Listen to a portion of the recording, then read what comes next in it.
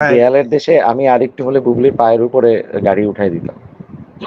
O my goodness, কিভাবে? তো আপনার সঙ্গে বুবলির এক্সপেরিয়েন্সটা জানতে চাই। বুবলির সঙ্গে আপনি প্রহেলিকা করেছেন, খুব প্রশংসিত হয়েছে। আবার দেয়ালের দেশ করলেন। বুবলির সাথে কাজ করতে গিয়ে আপনাদের একটা সখ্যতা হয়েছে, বুবলিকে জেনেছেন। বুবলি সম্পর্কে আসলে দর্শকের অনেক কৌতূহল, অনেক কিছু, অনেক কথা শুনতে চায়। সেই জায়গা থেকে বুবলির সঙ্গে আপনার কাজের কিছু অভিজ্ঞতা আমরা শুনতে চাই। সবচেয়ে বড় কথা, ও অসম্ভব ভালো কো-অ্যাক্টর। মানে অ্যাজ অ্যান অ্যাক্টর যেটা এক্সপেকটেশন থাকে, এটা আপনিও খুব ভালো করে জানেন যে কো-অ্যাক্টর যদি ভালো হয় তাহলে অ্যাক্টিং এর জায়গা আরো খোলে। এবং সেটা রাজ, সেটা বুবলি, এবং এই সিনেমায় যে কয়টা মানুষ ছিল, যে কয়জন ক্যারেক্টার প্লে করেছে, প্রত্যেকেই আসলে তার অভিনয়ের ইয়েতে, তারা তো প্রত্যেকে ভালো অভিনেতা ডেফিনেটলি, কিন্তু তারা প্রত্যেকে খুব ভালো কো-অ্যাক্টরস। মানে অসম্ভব সাপোর্ট, একজন আরেকজনকে অসম্ভব সাপোর্ট দেয়া। না হলে আমার কথাও বাদ দেন, আমার তো অল্প একটু জায়গা, রাজের যে ট্রান্সফরমেশন বা বুবলির যে ট্রান্সফরমেশন, এই জিনিসটা ওই ভালো ইয়াটা না হলে এই জিনিসটা আসতো না, কোথাও না কোথাও খাত থেকে যেত।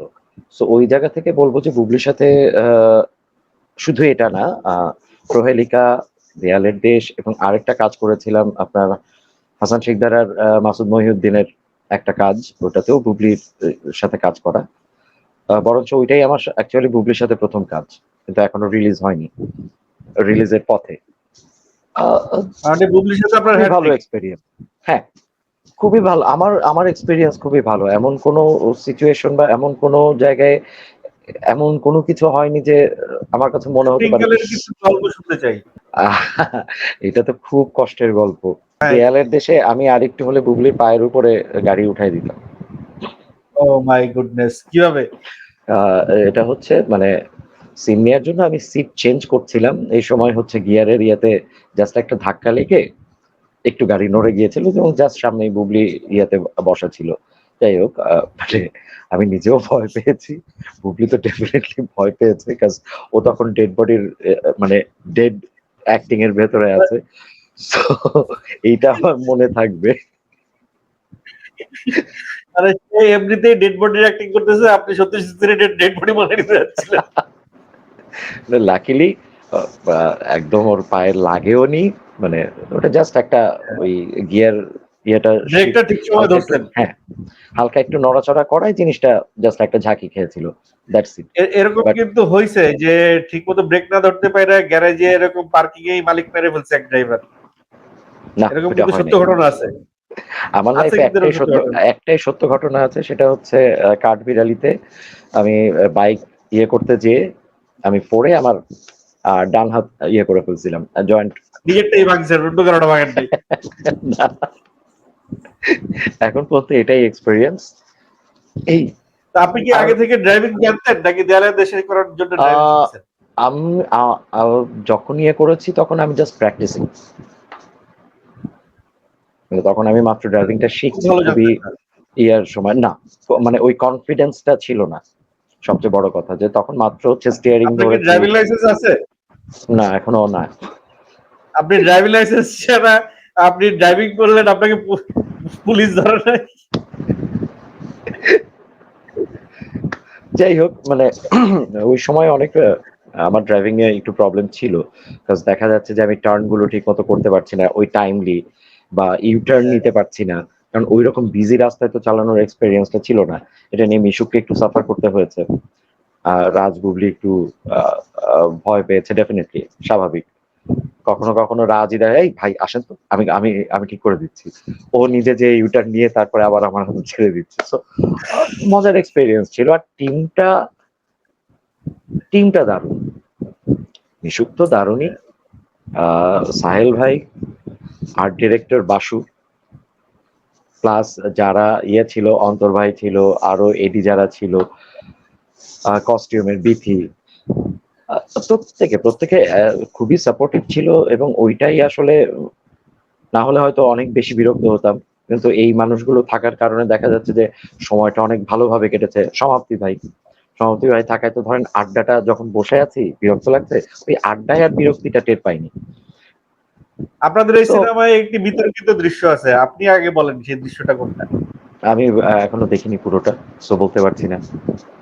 আচ্ছা আমি বলি, শরীফুল রাজ বুবলিকে পাশে রাইখা পি করে একটা ওয়ালের সামনে দাঁড়ায়। আচ্ছা, এটা আমি দেখিনি আপনার গাড়ি থেকে এখনো। নামার পরে, হুম হুম আপনার হুম গাড়ি থেকে নামার পরে শরীফুল রাজ বুবলিকে হুইল চেয়ারে রেখে রাস্তায় দাঁড়িয়ে হুম, প্রস্রাব করে। তো আচ্ছা। ওই বিষয়টা কিন্তু আমাদের সিনেমার জন্য একটি সাহসী সিকোয়েন্স। তো এটা নিয়ে এখনো খুব বেশি আলোচনা হয় নাই। আমার ভিডিও ওটা দেখার পর হয়তো আরো আলোচনা বেড়ে যাবে। আমার মনে হয় না ওটা নিয়ে খুব একটা আলোচনা হবে, কারণ এই হ্যাবিটটা তো আমাদের মনে হয় আমাদের বাঙালি সমাজের খুব ভালো একটা হ্যাবিট, মানে আছে রেগুলার কিন্তু একটা একটা হ্যাবিট। একটা একটা মেয়ের সামনে সে মৃত হোক রাস্তায় একটা তার প্রেমিকা একটা ইয়েতে বসা হুইল চেয়ারে ডেড বডি, তার সামনে সে দাঁড়িয়ে, মানে বিষয়টা একটা সাহসী scene. Credit goes to director. হ্যাঁ, এই ডিরেক্টর ধরনের নিশ্চয়ই এই ধরনের কোনো একটা কারণে রেখে দিয়েছে। ডিরেক্টরের হ্যাডম আছে ভাই, এই এটা ডিরেক্টরের আছে, হ্যাডম আছে। এটা আছে, এটা আছে, এটা মিশুকের 100% আছে, কারণ ও আপনি যেভাবে গেরিলা শুট করছে।